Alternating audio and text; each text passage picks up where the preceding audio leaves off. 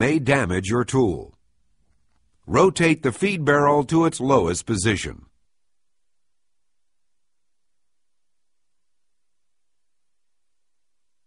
Remove the drive pin on the shaft and lower the shaft until the corporation stop touches the main.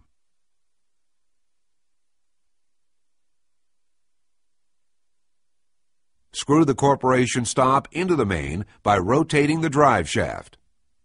When the corporation stop is tightly inserted, turn the drive shaft counterclockwise using a quick thrust to disengage it from the insertion cap. Lift the drive shaft up and lock it into the extended position, inserting the drive pin through the lowest available hole. Move the equalizing valve to the bleed position to release the pressure from the inside of the tool.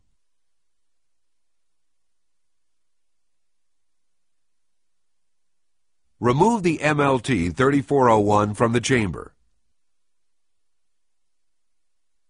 Remove the chamber, saddle, and gaskets from the main.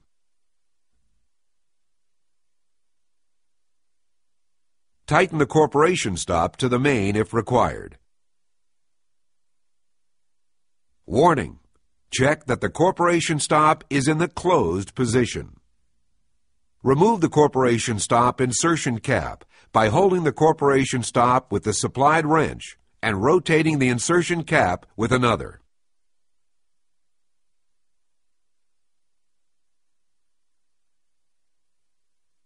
Drilling through saddle-mounted corporation stops. To perform a saddle tap, the tool holder and chamber cap assemblies must be separated from the MLT 3401. For this demonstration, we will be tapping through a 1-inch CTS corporation stop, saddle-mounted onto a 6-inch cast iron main. Before you begin, you will need the following equipment: a mainline tap machine with the tool holder and valve chamber cap removed, a shaft extension, cast iron drill bit, valve adapter, bleed valve assembly, 2 spud wrenches, a ratchet wrench, and a corporation stop with saddle mount.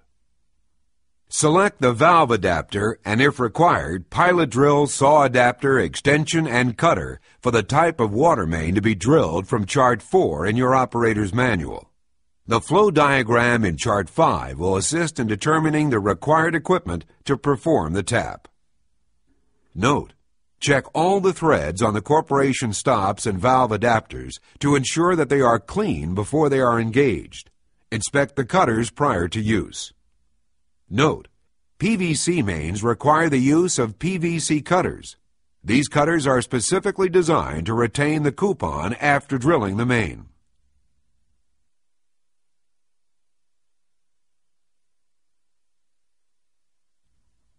For ductile iron and cast iron pipe, transite and asbestos cement mains, carbide tip drills and shell cutters are recommended.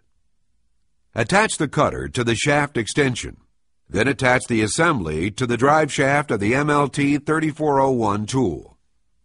Check that the valve adapter matches the size and style of the corporation stop being used. Inspect the O-ring seal in the valve adapter and replace if necessary. Attach the bleed valve assembly to the valve adapter.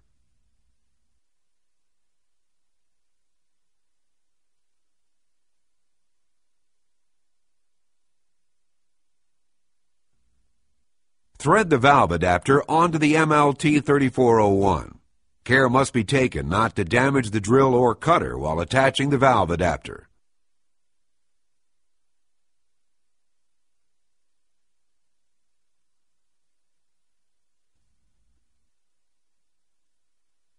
Using the 2 spud wrenches, tighten the valve adapter to the body of the MLT 3401. Tapping compound should be applied to the cutting edge before proceeding to drill through the pipe. Ensure the corporation stop is in the open position. To tap into the main, place the MLT 3401 over the corporation stop and thread the valve adapter and MLT 3401 body to the corporation stop outlet thread.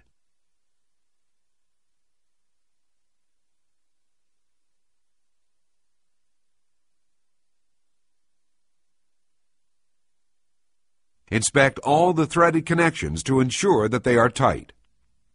Rotate the feed barrel counterclockwise until the MLT3401 is at the top of its travel. Retract the drive pin of the MLT3401 and gently lower the drive shaft until the cutter comes in contact with the main.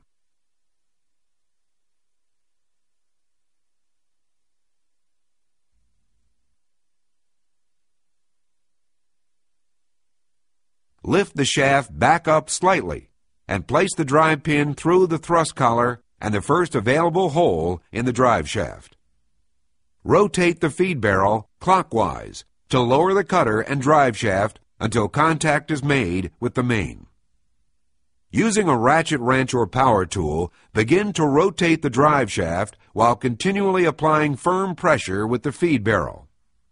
Warning: when using power tools to drive the MLT3401, understand and follow all safety instructions associated with that power tool. Use only right-angle electrical drills or air ratchets to rotate the cutter. The tool must be fed at a controlled rate. Air power ratchets are generally a safer choice due to the inherent explosion and shock hazards associated with electrical tools.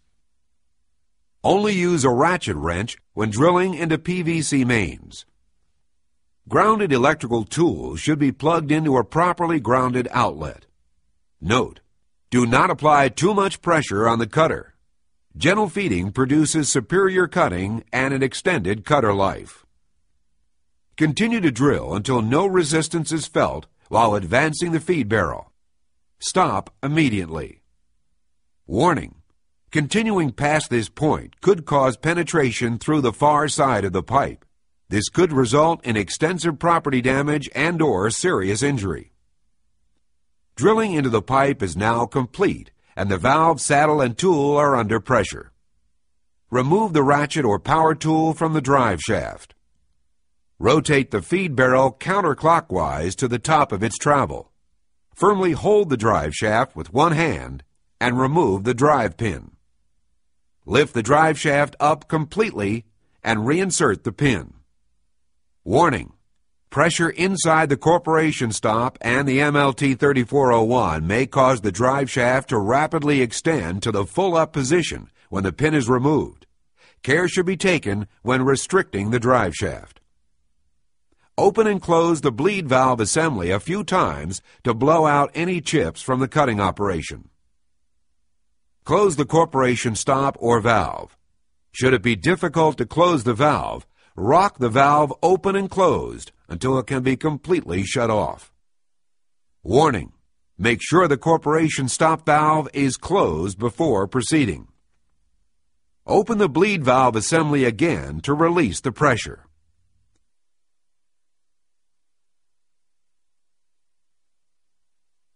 Unscrew the MLT3401 from the corporation stop. If the drilled pipe was drained, be aware that the cutter may be hot.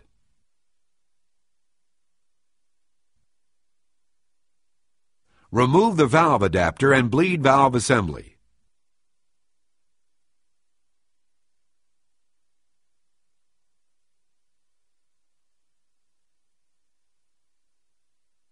Next, remove the cutter and shaft extension from the tool.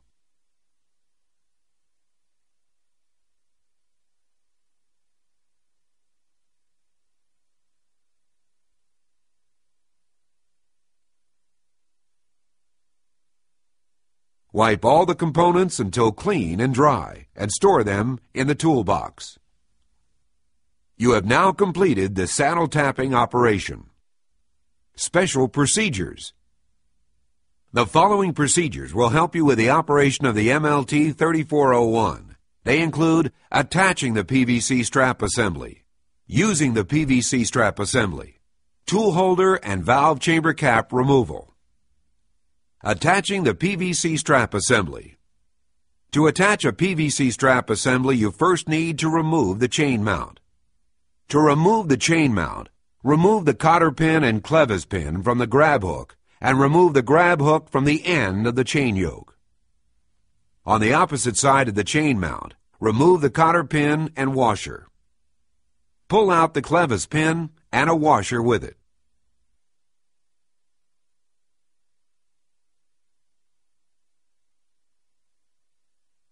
Remove the side chain yoke and chain assembly from the chain mount.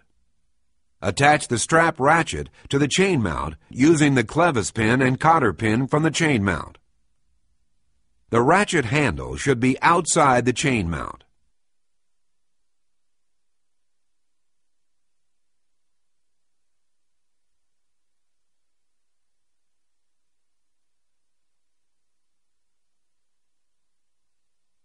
Using the PVC strap assembly.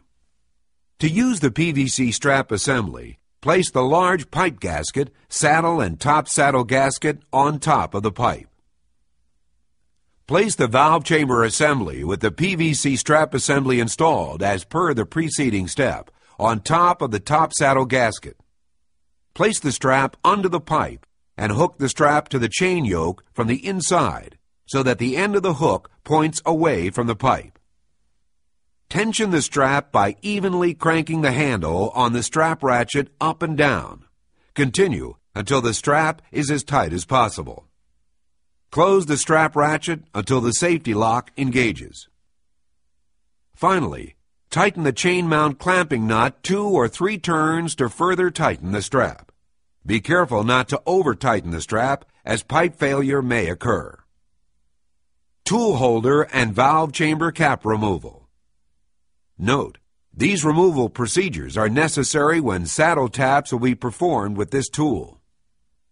To remove the tool holder assembly from the MLT 3401, use a 5/16" hex wrench to loosen the screw that attaches the tool holder to the drive shaft. It may be necessary to use a wrench to assist in removing the screw.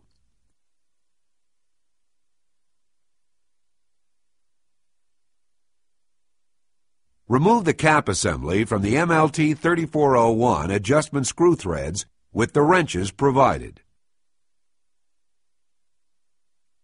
Check that the O-ring on the MLT 3401 assembly is intact. Replace the O-ring if damaged. General maintenance should include checking all the threads to ensure that they are clean before they are engaged. Protect all the threads during periods of storage and transportation. Regularly lubricate the shaft with a light film of oil. Inspect all the cutters prior to use. Warning: disassembly, cleaning, and repair should only be conducted by a RIDGID service technician.